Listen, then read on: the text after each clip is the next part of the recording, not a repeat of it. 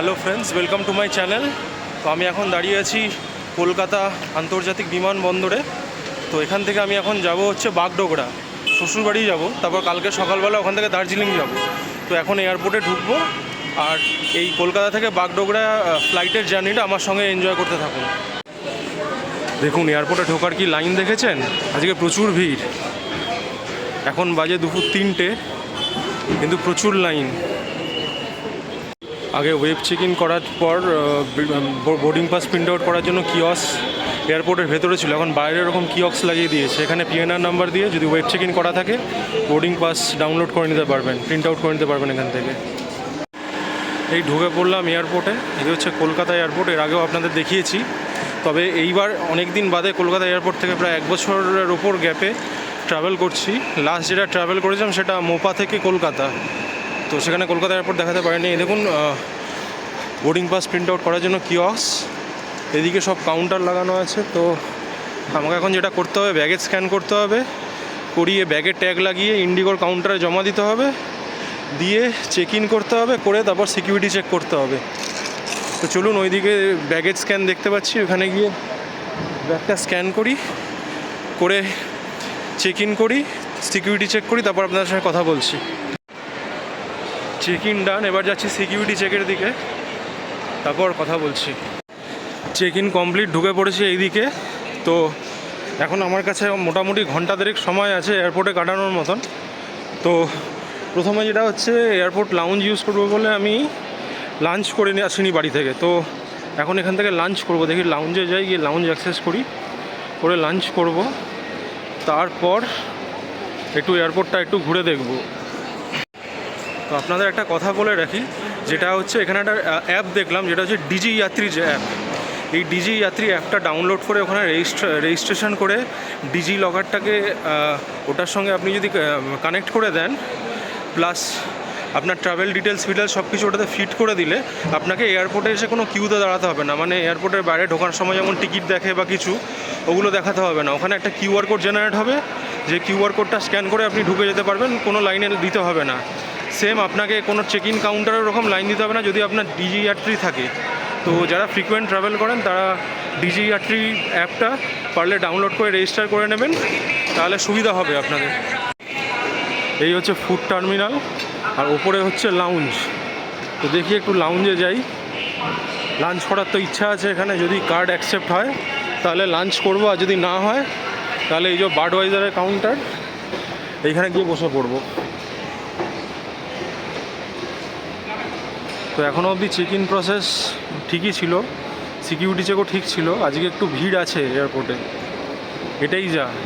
তাই জন্য মোটামুটি আমার 1 ঘন্টা লাগলো এয়ারপোর্টে ঢোকা থেকে শুরু করে সিকিউরিটি চেক কমপ্লিট করতে। আমি 2:30টায় এসেছিলাম এয়ারপোর্টে, এখন প্রায় 3:30 বেজে গেছে অলরেডি। এই হচ্ছে ট্রাভেল ক্লাব লাউঞ্জ, দেখি এখানে অ্যাক্সেস আছে নাকি। ওই ট্রাভেল ক্লাব লাউঞ্জটা ছিল হচ্ছে ফার্স্ট ক্লাস আর বিজনেস ক্লাসের জন্য। ইকোনমি ক্লাসের ট্রাভেল লাউঞ্জের লাইনটা দেখুন, এখানে আবার কতক্ষণ লাইন দিতে হবে জানি না। আর লাইন দেওয়ার পর আদেও এন্ট্রি পাবো কি না সেটার আমার সন্দেহ আছে, যদি কার্ড না চলে। চলুন তবুও লাইন দিয়ে দেখি এন্ট্রি করতে পারি কি না। এই হচ্ছে ট্রাভেল ক্লাব লাউঞ্জ, আর এই হচ্ছে লাইন। আলটিমেটলি লাউঞ্জে ঢুকলাম। এটা হচ্ছে লাউঞ্জ এরিয়া, এটা বার, এটা এক্সট্রা পয়সা লাগবে। এইখানে এই পুরো বাফেটটা 1499 টাকা। আমার যেহেতু অফার ছিল কার্ডে, তো এটা আমার 2 টাকা পড়ছে। তো এখানে অনেক কিছুই আছে দেখতে পাচ্ছি, নেবো, খাবো, খেতে খেতে কথা বলছি আপনাদের সঙ্গে। যে আমি এখানে খাবার নিয়ে নিয়েছি, এখানে এত ভিড় বসার জায়গা নেই। পাওভাজি নিয়েছি, ব্রেড নিয়েছি, চিকেন চিজ বল, তন্দুরি আর চিকেন বিরিয়ানি নিয়েছি। আর বাকি কী খাই দেখাচ্ছি। আবার রিফিল করে এলাম, এখন একটা পনির খুরচান স্যান্ডউইচ, এটা কেক, দহি ভাল্লা আর আবার ওই চিকেন চিজ বলগুলো নিয়ে এলাম। খাই দেখি, খাবারগুলো তো বেশ ভালোই লাগছে, কিন্তু মুশকিল যেটা হচ্ছে যে এখানে লাউঞ্জে একদম বসার জায়গা নেই। লাউঞ্জ পুরো প্যাক, দাঁড়িয়ে দাঁড়িয়ে খেতে হচ্ছে, তাই বাইরেটাতে এসে একটু দাঁড়ালাম। আবার একটু দই ভাল্লা নিয়ে এলাম, কেক নিয়ে এলাম আর বেবিকর্ন মশলা নিয়ে এলাম, এটা লাইভ কাউন্টার চলছে। আর জুস নিয়ে এলাম, আর এখানে স্প্রাইট আছে। দেখুন, এটা লিকার কাউন্টার, এত পয়সা দিয়ে এখান থেকে খাবো না। এই হচ্ছে মোটামুটি লাউঞ্জ। কলকাতা এয়ারপোর্টের ট্রাভেল ক্লাব লাউঞ্জ হচ্ছে এইটা। আর এই ফ্রিজটা যেটা দেখতে পাচ্ছেন, ওটাতে এই জুস, ওয়াটার সব আছে। লাউঞ্জে খাওয়া দাওয়া শেষ, এখন বাজে প্রায় 4:20। 4:30 থেকে মোটামুটি বোর্ডিং শুরু হবে। এখন যাই গিয়ে বোর্ডিং গেটের সামনে বসি। এখানে খাওয়া দাওয়া মোটামুটি ভালোই হলো। এছাড়া জুস ফুস তো ছিল, যেগুলো দেখালাম, কোল্ড ড্রিঙ্কস ছিল, লিকার চার্জেবল ছিল, তো ড্রিঙ্ক করিনি আজকে। তো চলুন এবার গিয়ে বোর্ডিং গেটের সামনে বসি। বোর্ডিং গেট নাম্বার দিয়েছে 20, তার মানে এরো ব্রিজ দেবে, আর ইয়েতে যেতে হবে না, বাসে যেতে হবে না। তো আমি এখন আছি গেট নাম্বার 24-এর সামনে, আমি যাব গেট নাম্বার 20-র সামনে। এ দেখুন, এখানে ফ্লুরিজ আছে, প্রভুজি আছে, কত কিছু আছে। আজকে মানে এক্সেসিভ ভিড় এয়ারপোর্টে। এবং ইউনাইটেড কালার্স অফ বেনেটন, ভিড় দেখুন শুধু।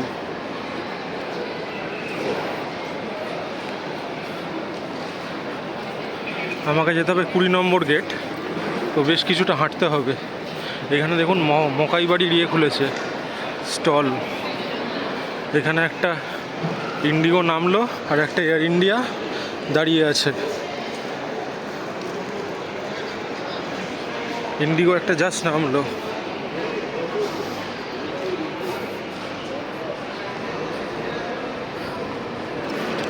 আমার বোর্ডিং কটা থেকে শুরু হবে মনে হয় 4:30। দেখুন WH স্মিথ, এটা হেরিটেজ দোকান, বহু পুরনো কলকাতা এয়ারপোর্টে।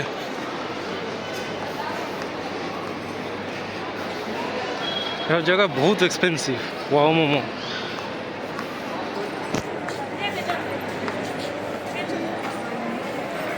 দেখুন রিয়ার প্ল্যানেট, স্যামসোনাইটের শোরুম আছে।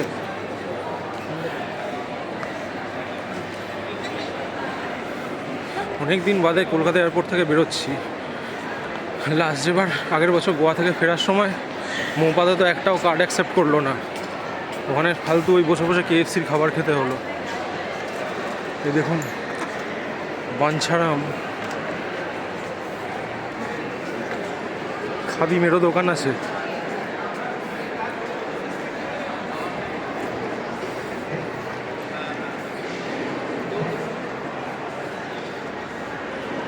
চলে এসেছি গেট নাম্বার 21, পরের গেটটাই 20।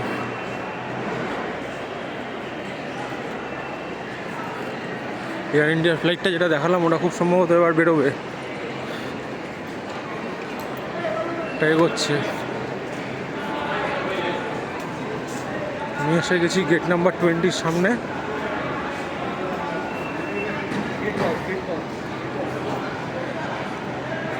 গেট নাম্বার 18 অবধি, 18 কি 17 অবধি ডোমেস্টিক, তারপরে যেগুলো আছে সব ইন্টারন্যাশনাল। এই দেখুন বোর্ডিং শুরু হয়ে গেছে।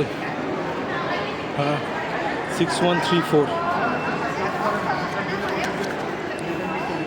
হ্যাঁ, বোর্ডিং শুরু হয়ে গেছে, দাঁড়িয়ে যাই লাইনে। শুধু লেট করে ইয়ে নেই, ভালো লাইন আছে। আমি ফার্স্ট টাইম উইন্ডো সিটে যাব না, মিডল সিটে বসে যাব। উইন্ডো সিট পাইনি, ফার্স্ট টাইম। খুব সম্ভবত টেক অফ আর ল্যান্ডিংটা খুব ভালো করে দেখাতে পারবো না। দেখুন এখানে একটা ভিস্তারা দাঁড়িয়ে আছে, যদিও এয়ার ইন্ডিয়া নিয়ে নিয়েছে, এখনও ভিস্তারা লেখাটা আছে। ওই দেখে দেখুন একটা এয়ার ইন্ডিয়া রেডি হচ্ছে।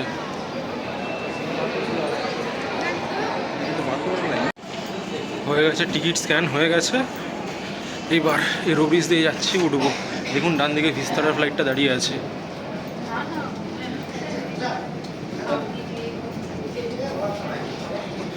এদিকে ভিস্তারা, বাদিকে আমাদের ইন্ডিগো।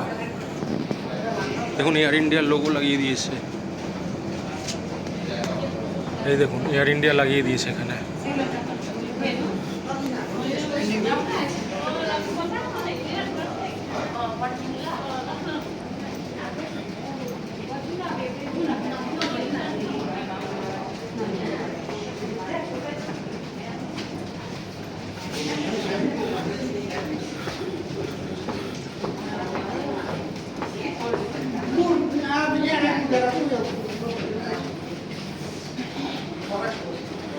এইদিকে আমাদের ফ্লাইট দাঁড়িয়ে আছে, এই যে ইন্ডিগোর ফ্লাইট দাঁড়িয়ে আছে আমাদের।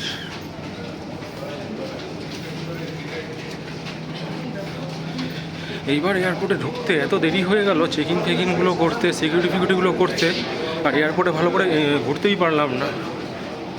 লাউঞ্জে কোনো মতো নাকে মুখে গুঁজে বেরিয়ে আসতে হলো। দেখুন এই যে ভিস্তারা,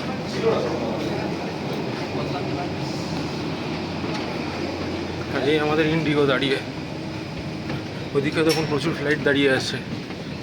আমাদের যেহেতু 5:05 টাইম, কিন্তু বোর্ডিং অনেক আগেই চালু হয়ে গেছে। আমার মনে হয় টাইমের আগেই ছেড়ে দেবে।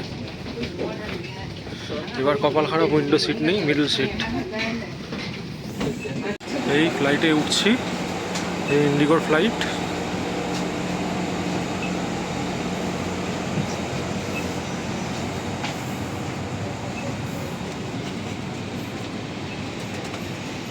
আমার সিট একদম লাস্টে।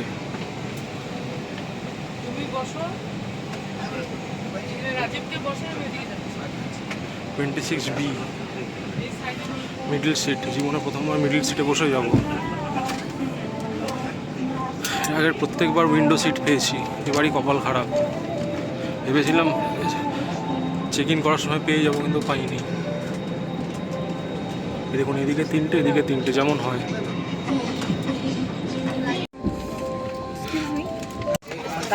মোটামুটি ফ্লাইট বোর্ড হয়ে গেছে। দেখুন উইন্ডো সিট, উইন্ডো থেকে অনেকটা এরকম লাগে, সরি মিডল থেকে, মিডল সিট থেকে। এতদিন উইন্ডো সিট থেকে দেখে এসেছে, এখন আজকে মিডল সিট থেকে দেখতে হচ্ছে।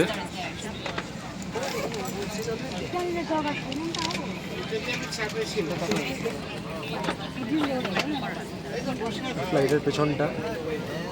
আর আজকে উঠে ওয়াশরুমে যাবো না, 40 মিনিটের ফ্লাইট। বাথরুম করে এসেছে, আর কিছু দেখানোর নেই বাথরুমে। আমাদের ফ্লাইট এবার মোটামুটি টেক অফ করার জন্য রেডি। তো আস্তে আস্তে এখন ফ্লাইটটা মেন রানওয়ে দিকে যাচ্ছে। তো যেখান থেকে অ্যাকচুয়াল লাস্ট রানটা নেবে ওড়ার আগে। তো দেখুন এখন মোটামুটি সন্ধে হয়ে গেছে, অন্ধকার হয়ে গেছে। তো এয়ারপোর্টের সব আলো জ্বেলে দিয়েছে, রানওয়েরও সব আলো জ্বেলে দিয়েছে। খুব সুন্দর লাগছে দেখতে। আর সূর্যটা হালকা, মানে ডোবার পর যে হালকা একটা রেস থাকে, সেই রেসটা আছে। তো এখন দেখুন এইবার আমাদের লাস্ট রানটা শুরু হবে। এই দেখুন মোটামুটি স্পিড নিয়ে নিয়েছে ফ্লাইট। এই দেখুন দৌড়াচ্ছে। এইবার যেটা হবে, একটু মানে কিছুটা দৌড়ে মানে অ্যাপ্রোপ্রিয়েট স্পিডে এলে একটা ছোট্ট লাফ দেবে, দিয়ে মাটি ছেড়ে দেবে। দেখুন এয়ারপোর্টটা কি সুন্দর লাগছে দেখতে, এখান থেকে দারুণ লাগছে। এইখানে সন্ধ্যেবেলা অ্যাকচুয়ালি এই যে আলোগুলো জ্বেলে দেয়, এই আলোগুলো জ্বেলে দেওয়ার জন্য এয়ারপোর্টটাকে দেখতে খুব সুন্দর লাগে। আর কিন্তু যেটা হচ্ছে ওপরে বেশি বিশেষ দেখা যায় না। দেখুন ফ্লাইট আমাদের মাটি ছেড়ে দিল, এখন দেখুন উঠছে আমাদের ফ্লাইট। এখন টেক অফ করে গেছে। দেখুন নিচ থেকে ওপর থেকে কি সুন্দর লাগছে আলো জ্বালা শহরটাকে।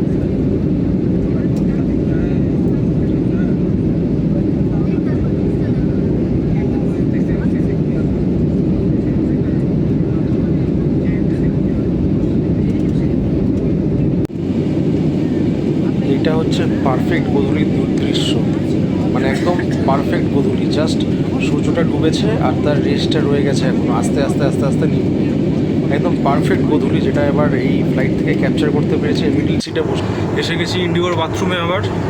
এবার বাথরুমটা দেখানোর জন্য শুধু নয়, সত্যি সত্যি টয়লেটই পেয়েছে। তো এই হচ্ছে একদম ছোট্ট বাথরুম। এখানে ঢুকলে এখানে কী লেখা আছে, ফর ক্রিউ অনলি। এখানে এইসব ওই টিস্যু ফিস্যু রাখা থাকে। এখানে এটা ওয়েস্ট বিন, এটা ওয়েস্টার্ন টয়লেট।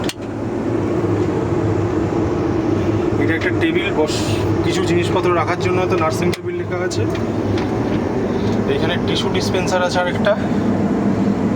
এটা হচ্ছে ওয়াটার, মানে কল থেকে জল পড়বে। জল তো পড়লো না, আচ্ছা এইবার পড়লো জল। এটা হচ্ছে সোপ ডিসপেন্সার। আর এটা হচ্ছে একটা হাফ সাইজ আয়না, আর এখানে একটা ছোট্ট আয়না।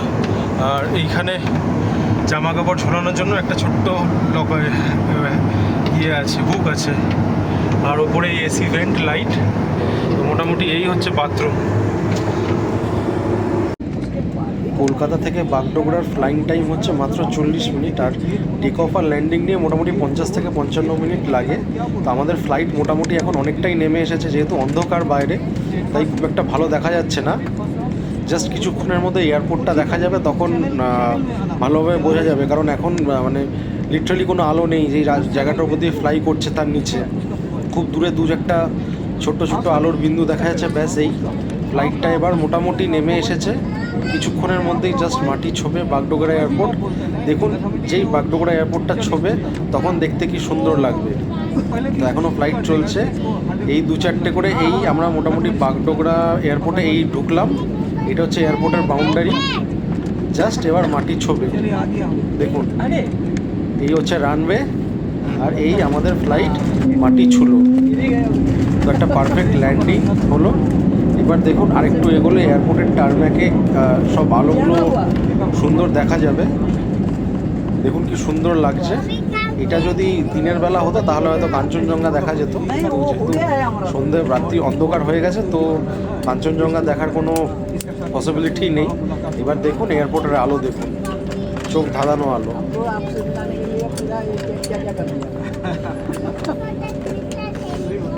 ওই দূরে টার্মিনাল বিল্ডিং দেখা যাচ্ছে আমার লেফটে, যেটা আপনি দেখতে পাচ্ছেন উইংসের গায়ে, ওটা টার্মিনাল বিল্ডিং। তো এটা একটা খুবই ছোট এয়ারপোর্ট, আর যেহেতু এটা একটা আর্মি এয়ারপোর্ট তাই এখানে ফটোগ্রাফি অতটা অ্যালাউড নয়। তো যতটা পারবো তুলে আপনাদের দেখাবো। তো এই যে ঘুরছে, তো যেহেতু একটা ছোট এয়ারপোর্ট তো এখানে কোনো এরোব্রিজের ব্যবস্থা নেই। এখানে যদি ফ্লাইট মানে ট্রাফিক থাকে তাহলে ফ্লাইটটা দূরে দাঁড়াবে, আপনাকে বাসে করে নিয়ে যাওয়া হবে টার্মিনাল অবধি। আর যদি ট্রাফিক না থাকে তাহলে ফ্লাইটটা গিয়ে একদম টার্মিনালের সামনে লাগবে। টার্মিনালের সামনে আপনাকে নেমে কিছুটা পানিতে ঢুকতে হবে, যেটা আমরা ঢুকবো। আমাদের এখানে দেখুন এরকম স্লোপ সিঁড়ি দিয়ে দিয়েছে, যেটা দিয়ে আমরা এখন নামছি। নেমে সামনে ওই 50-55 হাত মতন হেঁটে সামনে আমাকে টার্মিনাল দিয়ে ঢুকতে হবে। এই হচ্ছে আমাদের ফ্লাইট। আর যেহেতু এটা মানে একটা আর্মি এয়ারপোর্ট, এখানে যেহেতু আমাদের কোনো ফটোগ্রাফি বা ভিডিওগ্রাফি অ্যালাউড নয়, তাই ভিডিওটা এরকমভাবে করতে হচ্ছে। কারণ যদি দেখে আমাকে ভিডিও করতে, তাহলে আমার ভিডিওগুলো সব ডিলিট করে দেবে এরা। তো ওই জন্যই এইভাবে অদ্ভুতভাবে তোলা ভিডিওগুলো। এয়ারপোর্ট থেকে বেরিয়ে জাস্ট গাড়ি নিলাম। এখন গাড়ি নিয়ে আমার শ্বশুরবাড়ির দিকে যাচ্ছি। তো দেখুন সামনেই আছে অটো স্ট্যান্ড, মানে আপনি যদি এয়ারপোর্ট থেকে বেরিয়ে 2 পা হাঁটেন এখানে অটো স্ট্যান্ড পেয়ে যাবেন। যেখানে খুশি যেতে পারেন আপনি অটো ধরে, এখানে অনেক সস্তায়। তো আমার এই কলকাতা থেকে বাগডোগরার এই ভিডিওটাকে আমি এখানে এন্ড করছি। ভিডিওটাকে যদি ভালো লেগে থাকে তাহলে ভিডিওটাকে লাইক করুন, ভিডিওটাতে কমেন্ট করুন, ভিডিওটা সবার সঙ্গে শেয়ার করুন, আর চ্যানেলটাকে সাবস্ক্রাইব করুন।